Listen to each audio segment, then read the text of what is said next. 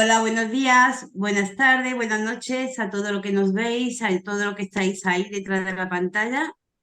En cada día intentando pues traeros lo mejor. Hoy traemos con nosotras a John Dee. John Dee, autor del libro Los cuervos de Amityville. ¿Lo he dicho bien? Tal cual. Los cuervos de Así, así. Amityville. Encantado de estar con vosotras. Encantadísima nosotros. Muchas gracias. Encantada. Todo tuyo, John. Te dejamos para ti. No, eh, preguntarme, decirme qué es lo que... Porque imagino que sabéis la historia oficial, más o menos, ¿no? Las películas, libros y demás. Algo, algo, más o menos. Pues es una historia que está, ¿cómo te diría yo? Asentada en el dinero y en 6 cadáveres. Entonces, es una historia que nos la han repetido. Yo tengo, pues mira, voy a hacer 51 años.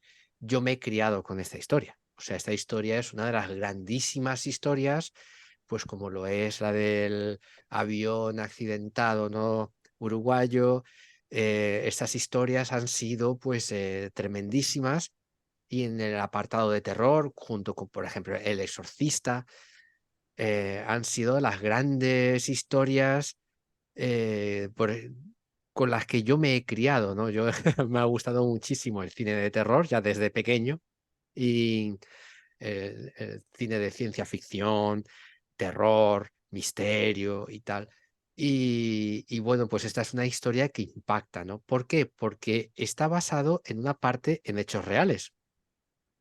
Es una historia en que realmente hubo 6 asesinatos. Hubo una persona que se cargó a toda su familia, o sea, hablando claro. Y luego a partir de ahí, pues se ha especulado muchísimo en torno a la familia, cómo se llevaban entre ellos, que se llevaban mal, que unos se querían matar unos a otros. ¿Por qué? Porque el asesino, Ronald DeFeo Jr., siempre mintió más que hablaba. Era la típica persona que de 10 palabras, 45 eran mentira.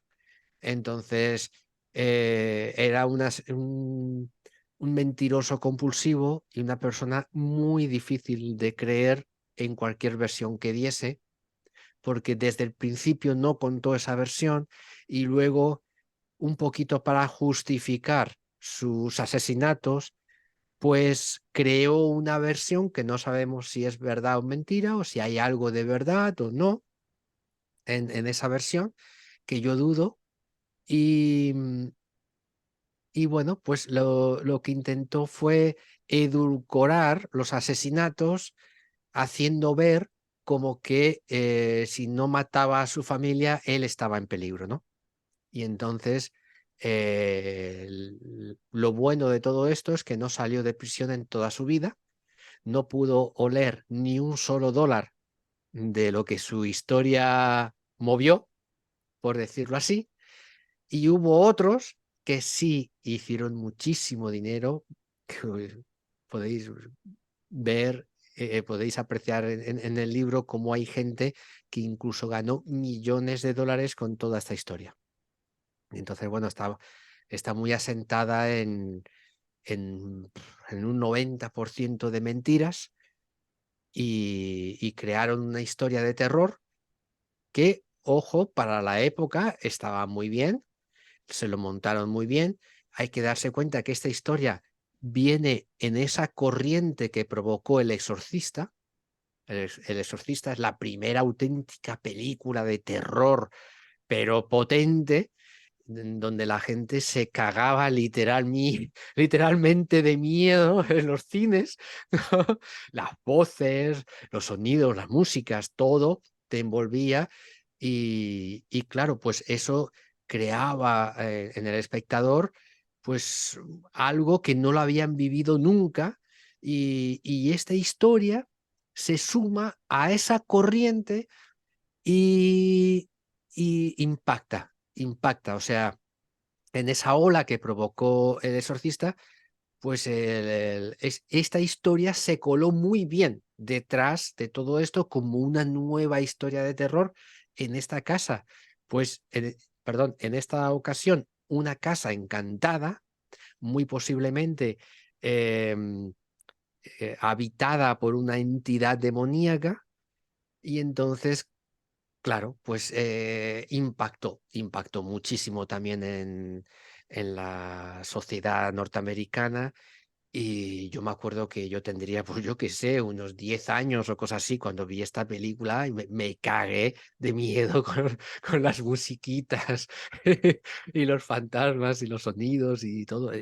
Está potente, la película está bien hecha y el autor, Jay Anson, que es el que escribe el libro, eh, que yo no sé hasta qué punto él lo escribe o no, porque por las cosas que yo he podido ver, es un tema un poco complicado de explicar, pero bueno, al final el libro sale con su nombre y él ganó muchísimo dinero, él ganó millones de dólares con la historia, la película movió muchísimo dinero y es una historia que ha movido muchísimo dinero, que ojo, que la primera versión salió, la primera edición del libro, salió con un epígrafe que decía que estaba basado en hechos reales, ¿no? O sea, que la historia ahí contada era auténtica. Y entonces, claro, pues el- eso impactó muchísimo a la sociedad norteamericana, que ojo, que al final perdieron una serie de juicios y ese epígrafe, ese subtítulo lo tuvieron que quitar. Y entonces, pues la historia es muy amplia, la podemos tocar por donde queráis y, y podemos ver los asesinatos, podemos ver todo el tema paranormal, que no es que sea misterio, sino que hay muchas lagunas en los dos casos, porque es una historia que está muy bien em, cortada, primero los asesinatos y después está todo el tema paranormal. Entonces es cierto que había una entidad negativa dentro de la casa. Ahí no había nada. No No había había nada, ¿no? absolutamente nada, nada. Nada de nada de nada. O sea, si tú te vas, por ejemplo, a la historia de la casa, vas a ver que fue edificada en 1924 y desde 1924 la gente habitó allí. No, no había fenómenos paranormales, no había nada. Eso de que te cuentan de que todas las familias que vivieron ahí les ocurrió algo malo, pues hombre, la gente nace, vive y muere. Pues evidentemente, una casa que estuvo en manos de una familia por 30 y pico años, alguien se tuvo que morir ahí. O sea, es que eso es evidente, ¿no? Entonces, antes de que llegara la casa a manos de los de Feo, pues había estado en manos de una familia que fue la que construyó la casa hasta que la hija de esta gente vendió la casa a una personalidad, digamos, eran gente del mundillo de actores y tal, y así como, no sé si de cine o algo así. Bueno, la cuestión está de que esta gente pues montaban fiestas y vivieron ahí pues unos cuantos años y la vendieron porque se separaron. El matrimonio al final se separa y venden la casa. Cada uno tira por su lado y ahí es en donde los de Feo compran la casa.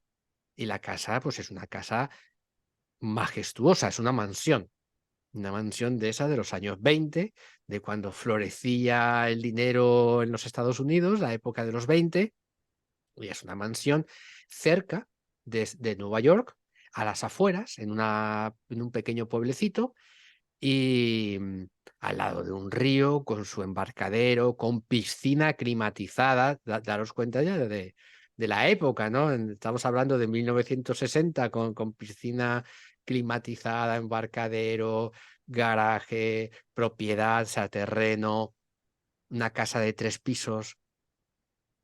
Pues era una casa importante.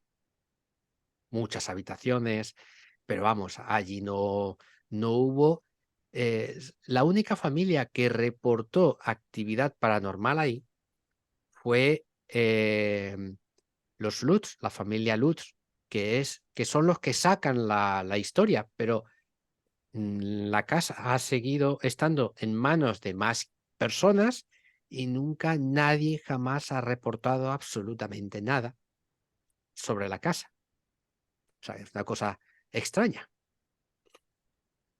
¿Puede explicar un poquillo eso que acaba de decir, John, por favor? Lo de que esa familia es lo único que saca un de esto paranormal. Sí, lo que pasó es que esta familia, la familia Lutz, son los que vienen después de los asesinatos de Ronald, de la familia de Feo. Entonces, esta gente compra la casa, que les cuesta en torno a unos $80.000, y lo que ellos permanecen 28 días en la casa y se van.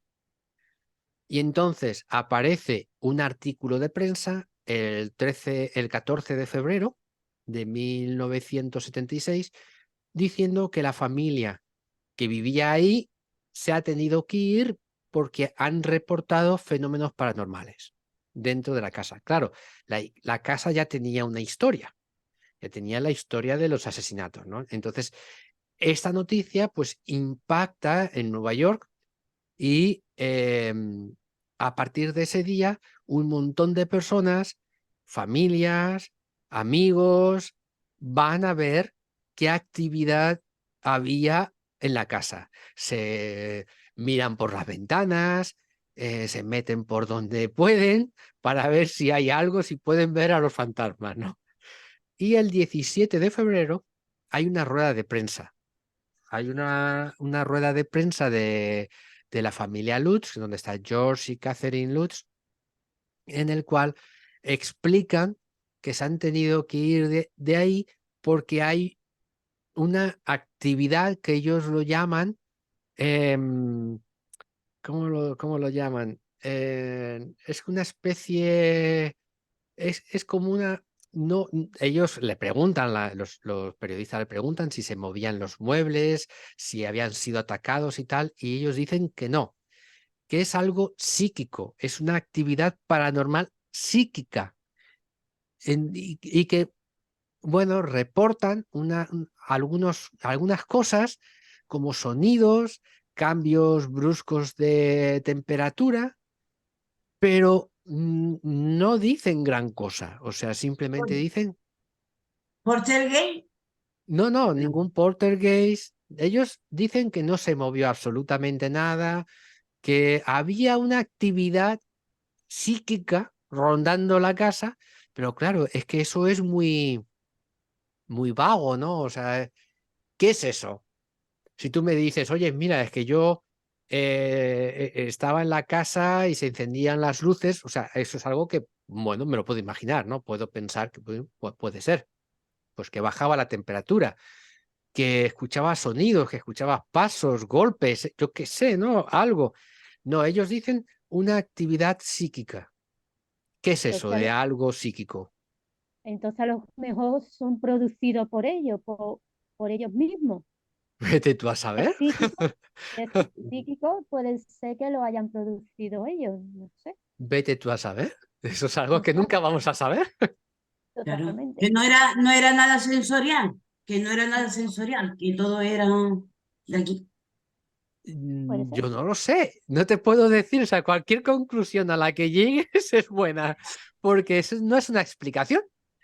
Es como si tú me dices, vamos a un sitio y yo te digo, yo me encuentro mal aquí. Y tú me dices, ¿por qué? No lo sé. ¿Qué es eso? Yo me siento afectado psíquicamente. ¿Pero por qué? ¿Hay algo que te ha asustado? ¿Hay algo? Yo noto una presión psíquica. ¿Qué es eso? ¿Cómo explicas eso? ¿Has visto un fantasma? ¿Estás asustado? ¿Sientes escalofríos? ¿Tienes frío? ¿Tienes calor? ¿Entiendes? Algo que tú puedas calibrar. Pero si yo te digo, no, no, es que yo siento una opresión psíquica, ¿cómo explicamos eso? Eso, eso es lo que ellos reportan, es lo que ellos dicen. Y entonces, pues claro, es imposible, no, no podemos calibrar lo que ahí ocurría o lo que ellos intentaban decir, porque no dijeron nada. ¿Qué pasó? De ahí pasamos de ese, digamos, ese artículo de prensa, de esa, donde ellos cuentan lo mal que lo pasaron y no sabemos cómo, pues pasamos, se abandona la casa, se tapia para que la gente no pueda mirar por las ventanas, se cubren las ventanas y demás, y ellos no pagan la casa, con lo cual el banco se hace cargo de la casa. Y esta familia, la familia Lutz, se va para California, abandona Nueva York, se van de una punta del país a la otra. Y la casa pasa un periodo de tiempo, aproximadamente un año, hasta que cae en manos de otra familia, que es la familia Cromarty. Y esta familia vivió allí, pero vivió un auténtico infierno, pero fue un infierno humano, no fue un infierno psíquico, porque la gente acudía a la casa a ver a los fantasmas, eran día y noche, 24 horas por las mañanas, las tardes, las noches, no les dejaban dormir, había gente de todo el país que iba, y gente que iba desde Europa hasta allí solamente para ver la casa, iban, llamaban a la puerta, querían hablar con las personas que vivían en la casa, y esta gente vivió un auténtico infierno, pero provocada por los humanos, todo el infierno que vivieron. Y, y esta familia jamás reportó ninguna actividad paranormal ni psíquica y estuvieron viviendo allí 10 años. Y la familia Lutz lo que hicieron fue crear, junto con el abogado de Ronald DeFeo, que estaba implicado el abogado de la persona que asesinó a su familia ahí en esa casa. Y con una serie de otras personas asociados de él, un escritor, pues crean entre ellos pactan una historia para crear un libro. ¿Qué pasa? Que George Lutz lo que hace es apuñalar al abogado de Ronald DeFeo, no apuñalar físicamente, sino la palabra que nosotros usamos, apuñalarlo, ¿no? Y agarrar toda esa información y llevársela a una editorial y vendérsela a una editorial a espaldas de estas personas. Y entonces esa historia le cae a Jay Anson, que es el que escribe el libro, y que posteriormente este libro se llevará al cine. Se hará una película, bueno, al final se han hecho 20 y tantas películas, ¿no? De secuelas, presecuelas y premovidas y movidas y de todo de la historia. Y bueno, pues ese ha sido el impacto de esta historia y que ha generado millones y millones y millones y millones y millones de dólares y que a día de hoy se sigue estirando de la historia, del hilito de la historia, porque la inmensa mayoría de las personas creen que ahí ha habido una historia real cuando es completamente falsa. O sea, no hay historia, o sea, no hay historia paranormal, no hay. La única historia así macabra que podemos decir realmente son los asesinatos, el por qué él mató a toda su familia y poco más. No hay mucho más. No hay. Si tú lees el libro de Jay Anson, la inmensa mayoría de las cosas que él cuenta ahí se han intentado probar y se han encontrado pues multitud de lagunas, un montón de cosas falsas. No hay. No se ha podido probar la historia que Jay Anson cuenta en el libro, no se ha podido probar nada. Él cuenta, por ejemplo, también una historia anterior, como que ahí hay un cementerio indio. También cuenta que una especie de mago que había estado en Salem, en donde las brujas de Salem, que se escapó y llegó a Nueva York y se asentó allí y compró ese terreno que era un cementerio indio. Luego también se comentó que en ese sitio estos indios, que eran los Shinnecock, dejaban o abandonaban ahí a gente para que murieran de hambre y de frío. Te cuenta toda una serie de historias como para maldecir el terreno y tal, y toda esa historia está basada pues se sostiene en nada, no hay ni una sola prueba. Ese terreno nunca fue un cementerio indio, porque los cementerios indios, es cierto que los indios no escribían, no dejaban nada escrito, pero sí es cierto que ellos transmitían la información de las cosas importantes de la tribu oralmente. Y a día de hoy tú tienes la web de la nación Shinnecock allí, que engloba, pues son, los Shinnecock no son una única tribu, es una tribu que es muy amplia, que engloba a más de 80 tribus, porque tienen una misma, digamos, una misma lengua, que es la algoquina, algorquina, algo así es, no me acuerdo muy bien exactamente del nombre de la lengua de estos, de esa tribu, y algonquinos me parece que es bueno.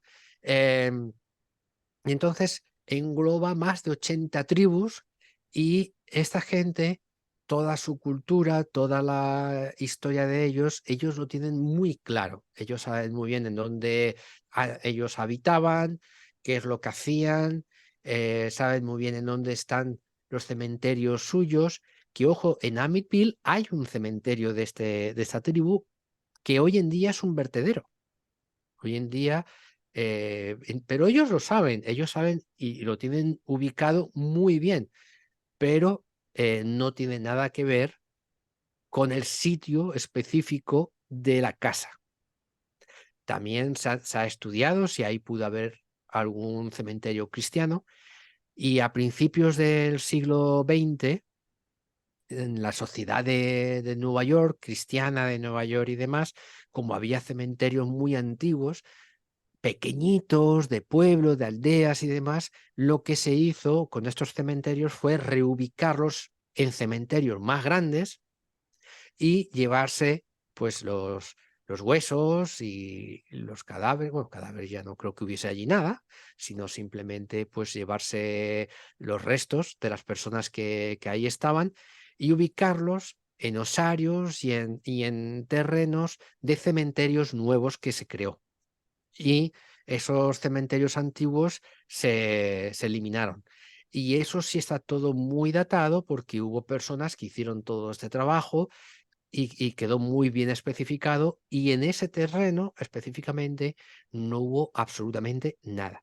Ni cementerio indio, ni cementerio cristiano, ni absolutamente nada de nada.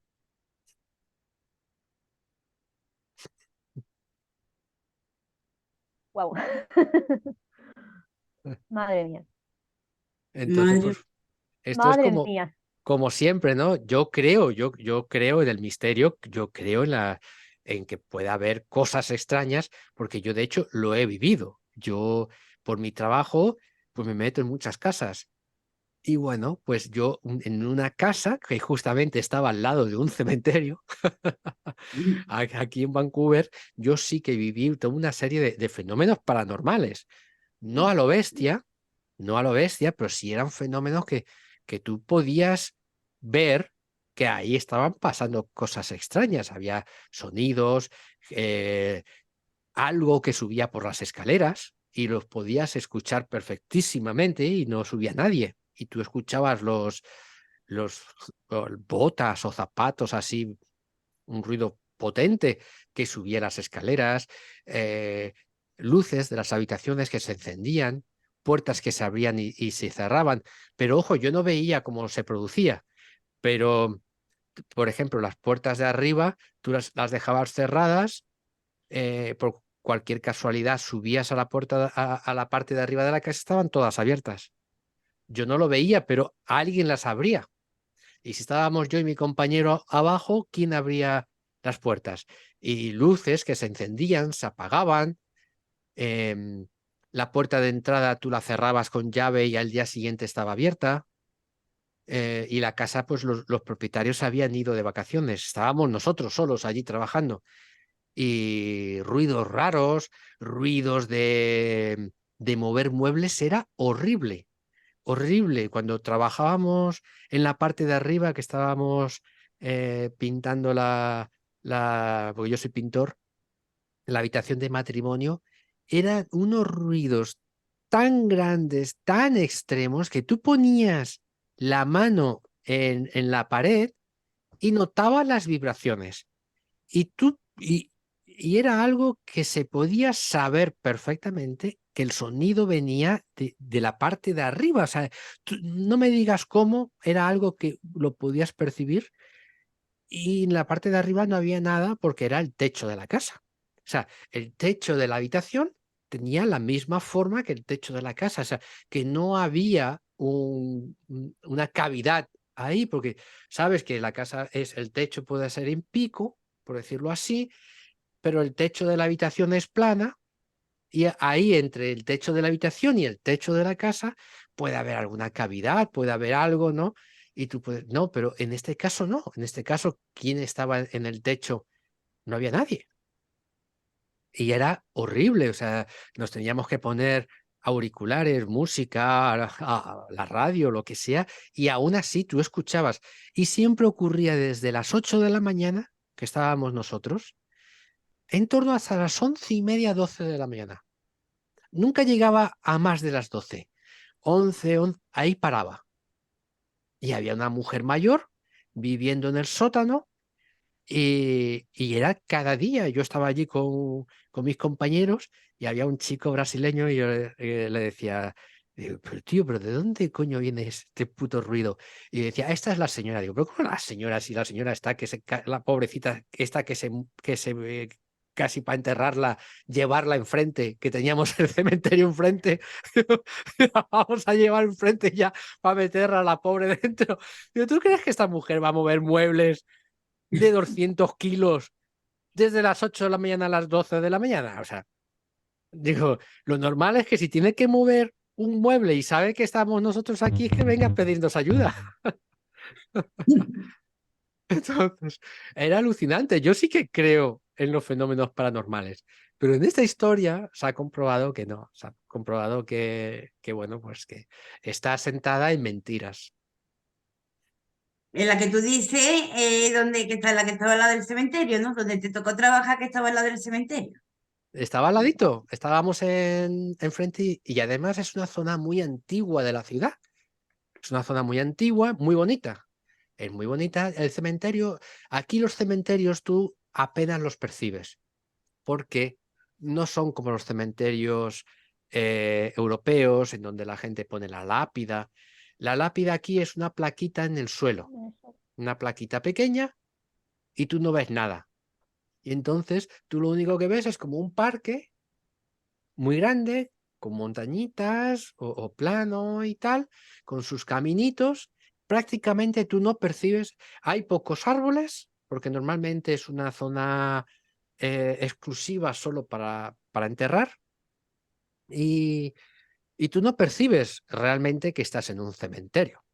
En los cementerios que son más antiguos, sí, yo he estado en algún cementerio antiguo y ahí ya sí que ponían lápidas y tal al estilo europeo, pero prácticamente los cementerios se han modernizado y lo que hacen es eso, y entonces tú pasas con el coche y realmente prácticamente lo que tú ves es un parque, no ves un cementerio. Y entonces, pues es una zona muy bonita, muy antigua de la ciudad, es pues de las más antiguas de la ciudad, y ahí sí que hubo actividad paranormal y lo vivimos, y estabas en la parte de abajo y escuchabas ruidos de alguien pisando por la parte de arriba. Y miedo, pues yo no pasé miedo, la verdad, no pasé miedo de decir, oh, tal, que salí corriendo. No, no, simplemente pues tampoco veía que me hiciese nada, sino que había algo, había algo. Sí es verdad que se cayó una estantería, que bueno, aquí podemos decir que pudiera ser por la actividad paranormal o no, yo no lo sé. Una estantería que tenía mucho peso, así de esas del estilo del IKEA y tal, pues se cayó y se desmoronó. Y entonces nosotros recogimos los libros, las cosas que tenía la estantería y se lo dijimos a mi jefe, ¿no? A la empresa donde yo trabajaba y digo, mira, ¿qué ha ocurrido esto y tal? No sé. Si, nosotros la movimos de sitio, a lo mejor el peso la colapsó y tal. Entonces dijo mi jefe, no pasa nada, ya hablaré yo con ellos. Compramos una nueva y se la instalamos. Y eso hicimos. Y entonces regresamos a la casa como un mes y pico después a montar la estantería y tal.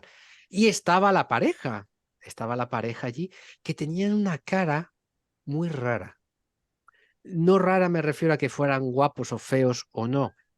Era una cara como de cansancio, ¿sabes? Era, no sé, yo estuve a punto de preguntarles que nosotros, o de decirles que habíamos vivido unas cosas raras ahí, pero luego dije yo, estuve a punto, te lo juro, lo estuve delante y me faltó nada, el hocico una liendre para preguntárselo, y, pero hubo algo que me paró y dije yo, ¿y si me dicen que no? ¿Entiendes? O sea, yo ya les pongo, es como si tú vienes a trabajar aquí a mi casa y yo nunca he vivido nada y me vienes y me dices, he visto una sombra en el baño. ¿Entiendes? Y O he eso visto una, contarle a tus amigos. claro, o he visto una sombra en el salón, Johnny, y las luces se encendían y se apagaban. Digo, hostias, pues yo vivo aquí, ¿no? Entonces, Pe- me te- Perdonadme, nada, perdonadme, nos quedan 2 minutillos. nada, Por- tranquila. ¿Nos metemos en el link o...? Como queráis. Sí, ¿no? Por lo menos para... Sí. Si ¿Sabes queréis, cómo hacer? Explícaselo tú mejor, sí. salimos Ujú, de este link y volvemos a entrar con el mismo link, ¿vale? vale, El mismo link. Paramos y volvemos a entrar, ¿ok? vale. Ahora, ya está. Ahora. Y claro, por eso mismo yo no le pregunté nada, hubo algo que yo mismo me pregunté, digo, hostias, ¿y si me dicen que no? Porque si me dicen que sí, pues eso es que ellos, pues lo que estuviesen viviendo, pues lo corroboraría otra persona. Pero ¿y si me dicen que no? ¿Sabes? Les meto miedo en el cuerpo. Entonces yo me quedé ahí y dije, mira, si lo están viviendo o no es asunto de ellos. La casa es de ellos y si aquí hay algo, pues es asunto de ellos. Entonces, si ellos Por, no me preguntan a mí nada, pues yo tampoco les voy a preguntar nada. por las caras que tenían, seguro que la han estado experimentando. Sí, Por yo eso les el vi ruido. como una cara como de agotamiento, como de no dormir, como de, no lo sé, no lo sé, me dio esa sensación. Quizás también era porque, bueno, yo sabía lo que había vivido en esa casa, ¿no? Y a lo mejor no tiene nada que ver, a lo mejor era la cara de ellos normal. Entonces, es la interpretación que yo le di al asunto y digo, pues mira, ¿que los fenómenos paranormales existen? Sí, yo creo en estas entidades que puedan, yo qué sé, ¿no? Poseer o habitar una casa, sí, sin ningún tipo de problema. Pero ahora, de ahí a todo lo que se ha contado de Amityville, no tiene absolutamente nada que ver. Lo que pasa es que ahí se mete mucho lo que tú dices, la economía, el mundo de Hollywood, no sé qué, no sé cuánto, hay mucha cosita por el medio. Es una historia, pues, que se ha estirado muy bien, Anda a ¿sabes? ver. Se ha estirado muy bien Mira todo. y, y se ha contado muchísimo. Es, por ejemplo, pues como lo que pasa en Madrid con lo que hoy es el... Ay, ¿cómo se llama? Ay, me parece que es el Museo de América actualmente, que es el Palacio de Linares, que Ujú. está exactamente en toda la rotonda de las Cibeles. Tienes el edificio de correos, que es impresionante. Ahí enfrente está el Palacio de Linares, que se hablaba de los fantasmas y no sé qué, que salieron audios, se contaba toda la historia de la niña que por allí andaba, que no sé qué. Mira, yo, ¿qué quieres que te diga? Yo, es una historia que cuestiono muchísimo. ¿Sabes? Yo no lo tengo claro. Que haya gente que se lo trague, vale. Que se le ha sacado dinero a esa historia, sí, se la ha sacado en revistas y yo no sé si alguien ha hecho algún libro contando la historia o lo que sea, pero bueno, yo particularmente pues no me la trago. O sea, así de claro. Pues muy, muy, muy interesante, la verdad.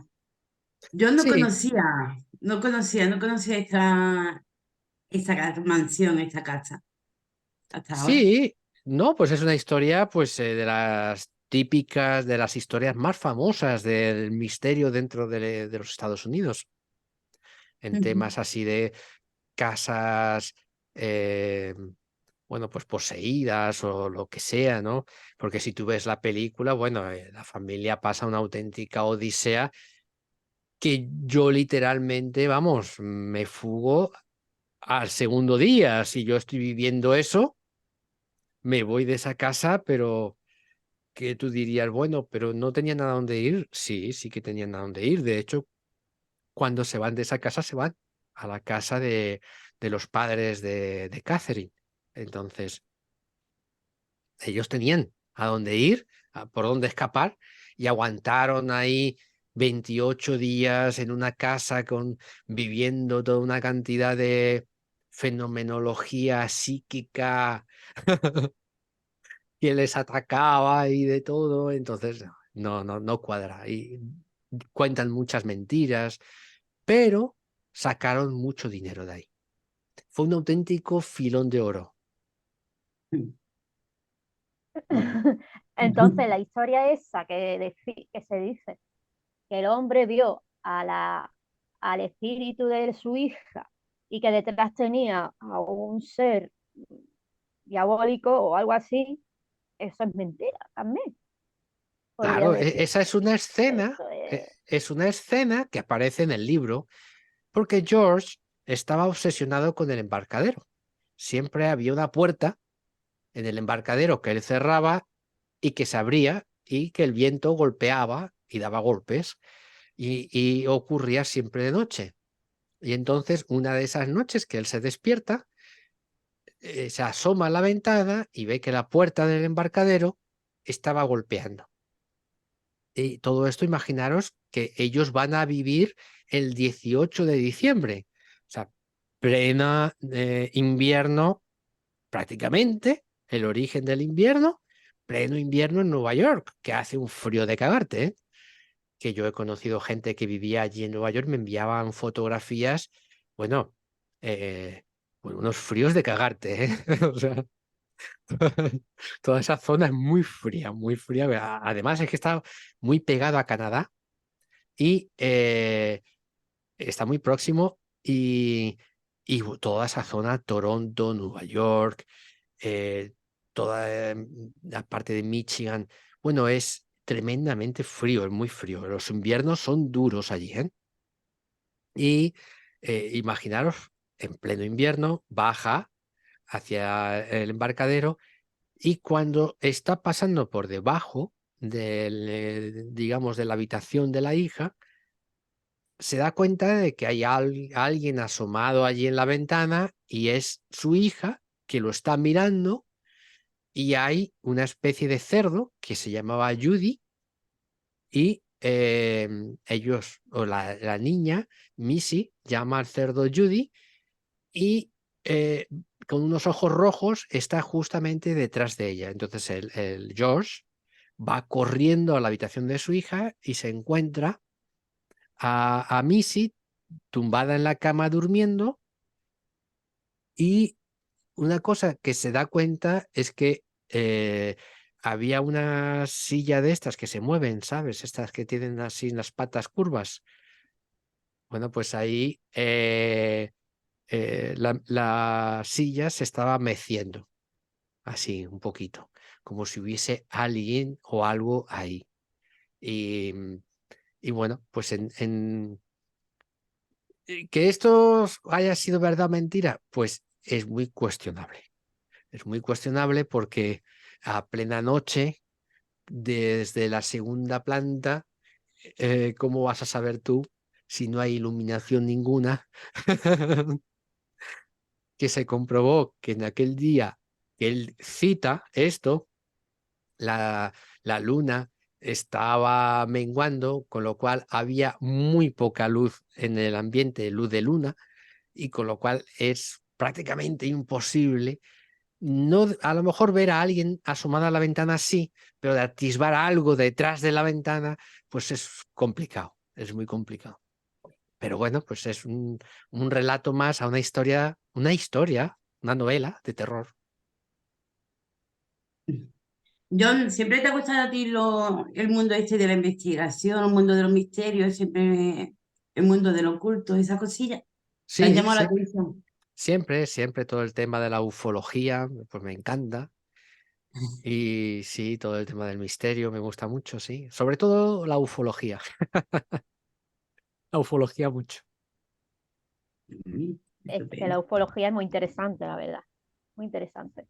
Sí, bueno, yo soy el pequeño de 4 hermanos y mi hermano mayor siempre tenía libros de ufología, ya de aquella época, de JJ Benítez y todo esto. Y entonces en mi casa sí había libros del monstruo del lago Ness, de fotografías, bueno, ya te digo, libros de JJ Benítez, que me acuerdo yo, Caballo de Troya, siempre yo me he criado con el misterio, con libros de magia, así, no para hacer magia, sino de historias, de novelas, como de intriga, con temas mágicos, casas embrujadas y cosas de este. Siempre me ha gustado, o sea, siempre me ha gustado mucho el cine de terror, las historias de terror, sí, bastante.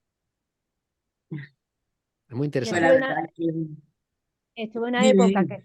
estuve en una época en la que sí me gustaba el cine de terror, de suspense y todo eso, pero es que ahora ya no, no, por no ver, no veo ni El Exorcista, porque es que no. Y ya Poltergeist, ya que ya, es que no, perdón, es que no. Se me ponen los pelos de punta y digo, no, me voy. No. Que va. Pues Y es nosotros aquí en Desde el Corazón empezamos a trabajar con lo misterioso y lo paranormal. Empezamos a tocarlo hace, una de las cositas últimas que tocamos, fue desde hace unos 3 mesecillos para acá, más Ujú. o menos. Y la verdad que mientras más todos los jueves tenemos programas de misterioso paranormal, y yo mientras más programas tenemos, más me gusta. Es que me encanta. es Es que que está muy bien, súper me interesante. encanta empaparme de todo, escuchar uno, escuchar otro, me quedo, vamos, a soltar, sí, sí. No, es que es un tema muy interesante. Es un tema muy interesante porque lo malo de todo esto es que las historias acaban. Y entonces hay que volverlas a reinterpretar. Y se vuelve a reinterpretar siempre desde la misma posición, ¿no? No hay cosas nuevas. No hay datos nuevos, no hay versiones nuevas. A lo mejor hay una persona que era testigo de algo y habló el testigo. Y sabes, pero siempre, si tú ves, por ejemplo, el famoso caso Vallecas en Madrid, sobre la casa de la niña que hizo espiritismo y tal, te vas a encontrar siempre una postura o muy creyente o una postura que lo tira todo, pero, ¿cómo te diría yo? Porque yo, por ejemplo, os he contado esto que yo viví en esa casa, ¿no? Tú me puedes creer o no. Tú me puedes decir, bueno, pues eso a lo mejor fueron 4 tonterías que tú las interpretaste de esta manera. ¿Vale? ¿Sabes? Pero esa es mi verdad. Habrá otras personas que se lo creerán de principio a fin y dirán, sí, ahí ocurrió algo, pero yo tampoco puedo justificar nada. Yo no tengo pruebas de que lo que realmente viví ahí ocurrió. O sea, no hay unas pruebas fundamentales. En el caso Vallecas, tienes cuando van los policías que ahí se abre un expediente y se cuenta lo que ocurrió. Eso es una prueba. Entonces, ¿cómo tumbamos esa prueba? Pues mucha gente tumba las pruebas pues con pruebas que para mí tienen muy poco peso. Pero no quiere decir que lo que se vivió en esa casa fuese del todo. Yo no me creo que todo fuese verdad. Yo creo que se exageró muchísimas cosas. Yo creo que quizás algo pudo haber porque yo lo viví. Yo lo viví en esa casa y yo sé que esas cosas existen y que muy seguramente ese caso sea auténtico. Pero de ahí a todo lo que se expone, no lo sé. Yo no lo sé. Y entonces te vas a encontrar en esta historia con muchos creyentes y mucha gente que tumba la historia, pero tampoco expone unas pruebas muy contundentes como para tumbarla. Entonces yo me quedo ahí como, no sé, yo creo que sí que hubo fenomenología paranormal seguramente, algo les ocurrió y seguramente los estaban cagados de miedo, pero de ahí a todo lo que se contó, pues yo ya ahí tengo mis dudas. Ujú. ¿Qué es lo que suele pasar con todas estas historias? Claro, eh, por una parte están los que creen y por la parte están los que no creen. No todo, Claro, cada quien tiene su propia verdad. no, y que es como la ufología. Hay veces que en casos hay pruebas, hay marcas, hay fotografías, hay datos que podemos decir científicos, como son señales en radares, ¿sabes? Podemos tirar de algo, ¿no? Es como si yo cojo y me voy a una cueva y aparezco dentro de 2 meses y digo que he sido abducido, ¿entiendes? Entonces, va a ser tu palabra contra la mía. Tú vas a decir, yo no me lo creo. Y yo te voy a decir, bueno, ¿en dónde yo he estado 2 meses? Y entonces aparezco en la televisión, aparezco en los periódicos que he sido abducido. Pues hombre, ¿entiendes? Es simplemente pues la versión de una persona que tú me puedes creer o no. No lo sabemos. Hay otras veces que sí ya tenemos algunas pruebas, tenemos cosas y hay casos donde ocurren cosas muy extrañas, muy contundentes y por lo menos puedes llegar a pensar que hay una posibilidad de verdad en ese caso. Pero que tumbar ese caso, por ejemplo, en donde sí hay pruebas, simplemente diciendo, buscando, ¿sabes? Cualquier tontería, que es más absurdo la prueba para repudiar el caso que el caso en sí, ¿entiendes? Entonces, es, eh, tienes que evaluar y buscar pruebas que te demuestren que ahí por lo menos hubo alguna posibilidad de credibilidad. Normalmente los que tienen más pruebas entre sí son los que conducen los que pilotan los aviones, Ujú. son los que más tienen más pruebas, Pero, los pilotos más o menos. Pero también, aparte, también tendrán más pruebas los que están en tierra. claro, pero es que a eso es a lo que yo me refiero. Por ejemplo, es que hay casos en donde lo ve el piloto y lo ve el de la Tierra.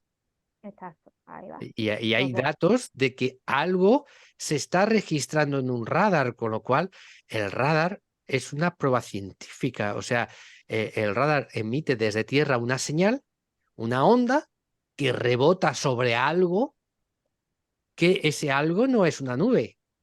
Y cuando regresa esa información a tierra, muestra que ahí hay algo. Entonces, si lo muestra un radar, es que ahí hay algo. No es que yo lo vea o no lo vea, es que aparece ahí. Y otras veces, por ejemplo, pues aparece en el radar y no lo ve el piloto. O sea, hay algo ahí que nadie lo puede ver. Entonces, un fallo del radar, pues hombre, yo no lo sé, puede ser también, pero no te sabría decir muy bien, Mm, ¿sabes? No te creas que sea Yo ni- mucho fallo No, no, del radar. No, no, no, no, no, yo no lo creo. Cuando se no, no, gastan no. la pasta que se gastan en estos aparatos y que si da fallos, también dará más fallos, no solo dará fallo en un caso, dará, porque cuando algo falla, falla. Totalmente.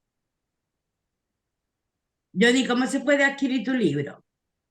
Pues la editorial es Guante Blanco, que es una editorial andaluza de Almería.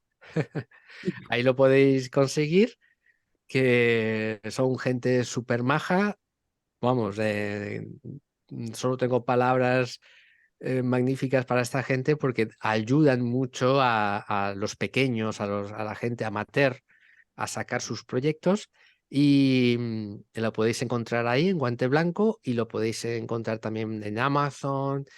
No es una tirada muy popular, o sea, que vayas a una librería y te lo tengan allí. Es complicado, a no ser que sea una librería muy grande y tal, que compren unidades. Pero vamos, puedes ir a cualquier librería y encargarlo allí, el librero te lo trae en 2 o 3 días, segurísimo. Es un libro muy fácil de leer porque realmente no cuenta ninguna historia. O sea, el libro no cuenta ninguna historia, no. Es información pura y dura sobre el caso. Más o menos pillas la historia